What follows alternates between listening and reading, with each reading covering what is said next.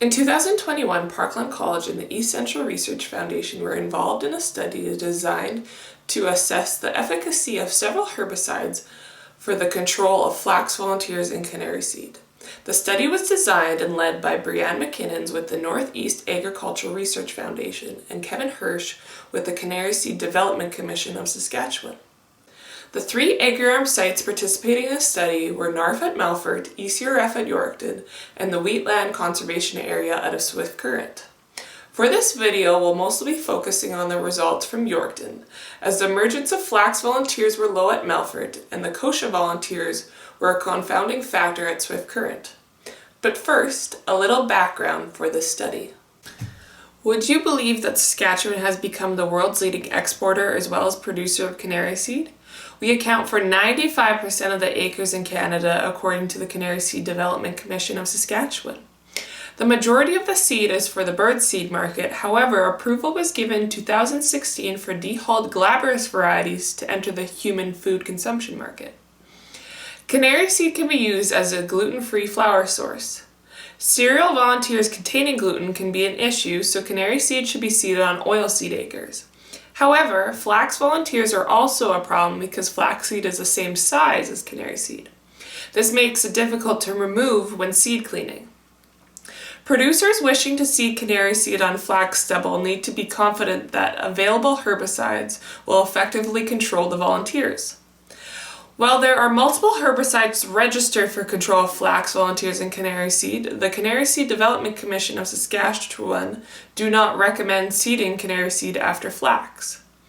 This study demonstrates the level of control possible with available herbicides. Before seeding the canary seed, flax was broadcasted and harrowed into the soil to simulate volunteers. At Yorkton, we had a pretty good catch with the flax, averaging 60 plants per meter squared. Zooming into the weedy check, you can see how many flax plants are in between the rows of the canary seed. In fact, it can be difficult to discern the rows compared to the hand-weeded check to the right.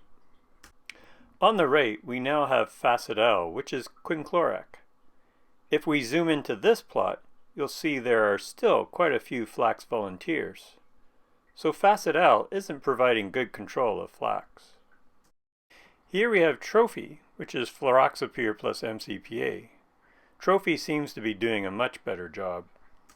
Prestige, XL, is a mixture of fluroxapyr plus clopyrrolid and MCPA. This seems to be doing an even better job.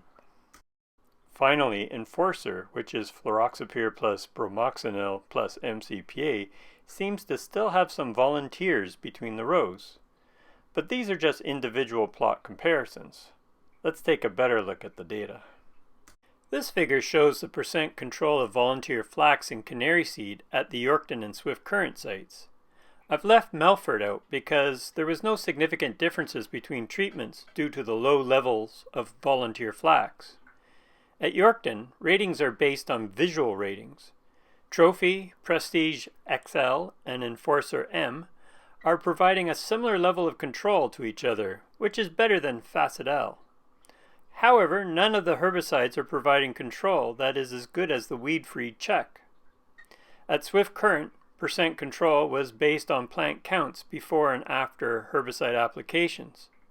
Again, Trophy, Prestige XL, and Enforcer M are providing superior control of volunteer flax than Facet-L.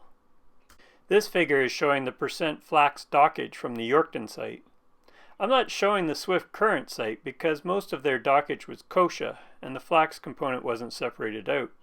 So the flax dockage at Yorkton follows a similar pattern to the percent control ratings. Again, Trophy, Prestige XL, and Enforcer M are providing better control of the flax than Facet-L.